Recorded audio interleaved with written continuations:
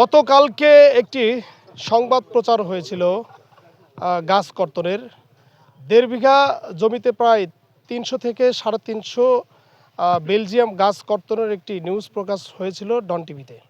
দর্শক, সেই নিউজটা আমিই করেছিলাম। যার গাছ কাটা হয়েছিল সে দাবি করেছিল যে এই জমিটি মূলত তার।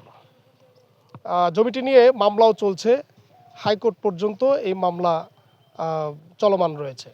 দর্শক, আমি একটু বলতে চাই যে এলাকাবাসীর পক্ষ থেকে এলাকার প্রত্যেকটা মানুষ কিন্তু বলছেন যে এই জায়গাটি গোরস্থানের নামে আরএস ছিল, রেকর্ডটা গোরস্থানের নামেই হয়েছিল।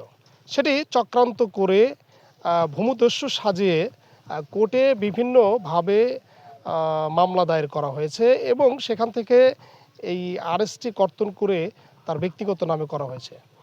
দর্শক, আমি আরেকটু বলতে চাই যে এই গাছগুলো কর্তনের যে মূল অভিযোগ, এটি কিন্তু গ্রামবাসী বলছেন যে তারাই মূলত গাছটি কর্তন করে গ্রামবাসী যে লোকজন আছে এবং 4 জনের নামে যে অভিযোগ করা হয়েছে তাদের উপর এই দায়ভারটি চাপানো হচ্ছে। দর্শক, আমি গ্রামবাসীকে পেছনে নিয়েই এই মুহূর্তে দাঁড়িয়ে আছি। আপনারা জানেন যে গতকালকে যে নিউজটি হয়েছিল সেটি বগুড়া জেলার শেরপুর উপজেলার গাড়িদহ ইউনিয়নের মমিনপুর এলাকার। দর্শক, আমি এই মুহূর্তে কিন্তু এই মমিনপুর এলাকাতেই দাঁড়িয়ে আছি এবং আমার পেছনে কিন্তু গ্রামবাসীরা অনেকেই এখানে উপস্থিত রয়েছে। দর্শক, তাদের দাবি যে গোরস্থানের জায়গাটি ভূমিদস্যুদের হাত থেকে, কবল থেকে রক্ষা করে গোরস্থান হিসেবে এই জায়গাটি গ্রামবাসী যারা মৃত্যুবরণ করবে শেষ যে জায়গাটি আসলে হয় কবরস্থান, এই কবরস্থানের নামেই যেন আবারও করে দেওয়া হয়, এটি কিন্তু তাদের দাবি।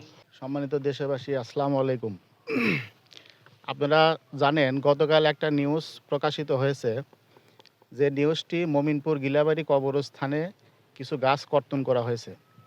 উক্ত গাছগুলো কে বা কাহারা রাতের আধারে কাটিয়াছে, এই কথাগুলো প্রতিপক্ষ তাদের নিউজে উল্লেখ করিয়াছে। কিন্তু এই সম্পত্তি আদালতে মামলা চলমান থাকা অবস্থায় চলমান অবস্থায় বর্তমানে আছে। কিন্তু প্রতিপক্ষ, আমরা কমিটির লোক, আমি মোহাম্মদ মজনুর রহমান অত্র কমিটির সাধারণ সম্পাদক এবং ইলিয়াস আহমেদ সভাপতি, আরও বেশ কিছু সদস্যবৃন্দ রয়েছে। এর মধ্যে 4 জনের নাম উল্লেখ করে, নজরুল সরকার ও হৃদয় আহমেদের নাম উল্লেখ করে ওনারা একটা তথ্য প্রচার করিয়াছে, যা সম্পূর্ণ ভিত্তিহীন। এবং আমরা এই মামলার কমিটিতে থাকার কারণে আমাদের উপরে তারা মিথ্যা একটা অপবাদ দেয়, থানায় আমাদের নামে একটা অভিযোগ দায়ের করিয়াছে। তো দেশবাসী সহ প্রশাসনের কাছে আমাদের আকুল আবেদন, আপনারা সুষ্ঠু তদন্তর লক্ষ্যে সুষ্ঠু তদন্ত করিয়া এই জায়গাটি গিলাবাড়ি কবরস্থানের প্রয়োজনীয় ব্যবস্থা গ্রহণ করার জন্য আইনের প্রতি আমরা শ্রদ্ধাশীল এবং আশাবাদ। গতকাল আমরা জানতে পারি গিলাবাড়ি কবরস্থান যে সম্পত্তিটা রয়েছে, সেই সম্পত্তিতে গাছ ছিল, শতাধিক গাছ লাগানো ছিল।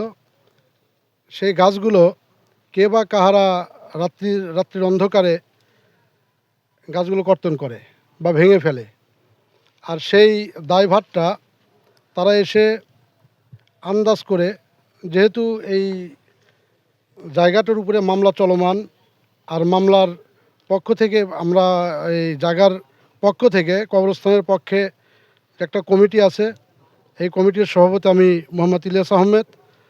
আমরা এই মামলাটা চলমান অবস্থায় রেখেছি, যার ভিত্তিতে তারা আমাদেরকে ব্যক্তিগত আক্রোশমূলকভাবে এই গাছ ভাঙার মামলাটা আমাদের উপর এসে দেয়। এবং সেই অবস্থায় এলাকাবাসী জানেন যে এই জায়গাটা যখন সরকার আমাদেরকে গিলাবাড়ি কবরস্থান নামে যখন রেকর্ড করে দেয়, এরপরে এই জায়গাটার অবস্থা এলাকাবাসী তারা আছেন তারা বলবেন। এবং এই জায়গার উপরে গাছ লাগানো ছিল, গাছগুলো বড় হয়ে গেছে, সে জোরপূর্বক অসৎ উদ্দেশ্য নিয়ে টাকা পয়সা বিভিন্ন জায়গায় খরচ করে এই জায়গার গাছগুলো সে কর্তন করে বিক্রি করে, এবং এই জায়গা থেকে সে মাটিও খনন করে বিক্রি করেছে। সে বিগত জীবন থেকে আমরা শুনে আসছি, বিগত লাইফে তাকে দেখেছি সে ভূমিদস্যু হিসাবে কাজ করেছে এলাকায়, এবং এই গাছগুলো বিক্রি করেছে। সেই গাছ বিক্রি করার বিপক্ষে আমরা থানায় অভিযোগ করি, থানা থেকে প্রশাসনের লোকজন এসে সেই বিষয়টা একটা মীমাংসার অবস্থায় নিয়ে যায়। তার পরবর্তীতে এই কবরস্থানে গাছ লাগানো হয়। এই কবরস্থানের গাছগুলো তারা উদ্দেশ্যভাবে, যখন মামলা চলমান অবস্থায় তারা মামলাতে আর জিততে পারতেছে না, মা বাদী হয়ে সন্তানকে বিবাদী বানিয়ে এই গিলাবাড়ি কবরস্থান কমিটির মোতাল্লি বানায়া তার সন্তানকে মোতাল্লি বানিয়ে বিবাদী বানিয়ে সে তার মা তার সন্তানকে বিবাদী বানিয়ে মামলাটা ওই জায়গার বিষয়ে সে একটা ভিত্তিহীন একটা কাগজ তৈরি করে।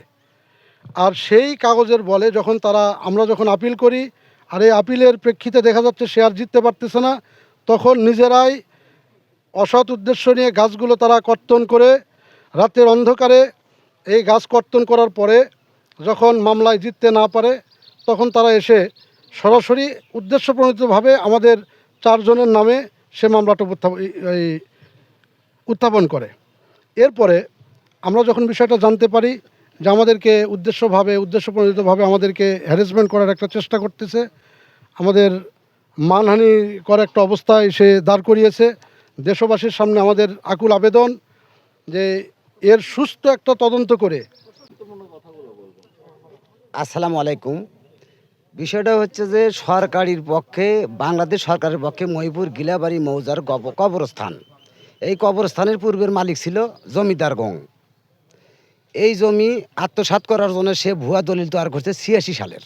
তারপরেও বাংলাদেশ সরকার তাকে রেকর্ড দেয় নাই, রেকর্ড দিছে বাংলাদেশ কবরস্থান গিলাবাড়ি মৌজা। সেখানে বিদ্যমান এখনও কবর আছে এবং থাকবে, আরও কবর হবে। এটাই আমাদের প্রত্যাশা।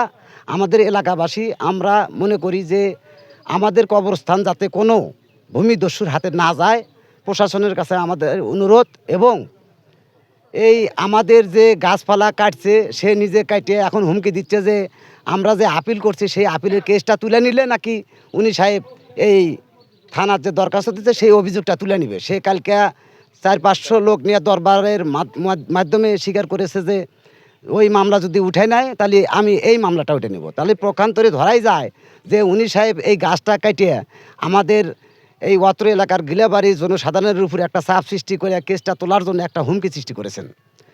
আমাদের যে গিলাবাড়ি কবরস্থান, এখানে গাছগুলো যে ভাঙ্গা হয়েছে কিংবা কর্তন করা হয়েছে, এই গাছগুলো আমরা গিলাবাড়ি গ্রামের যারা ছিলাম তারা সবাই মিলে এই গাছগুলো লাগাইছিলাম। এখন এখানে কবরও ছিল, এই কবরের মাটিগুলো ভূমিদস্যু মকবুল হোসেন উনি ওনার নিজ প্রয়োজনে কেটে নিয়ে গেছে এবং বিক্রি করছে, কবর সহ তুলে নিয়ে গেছে।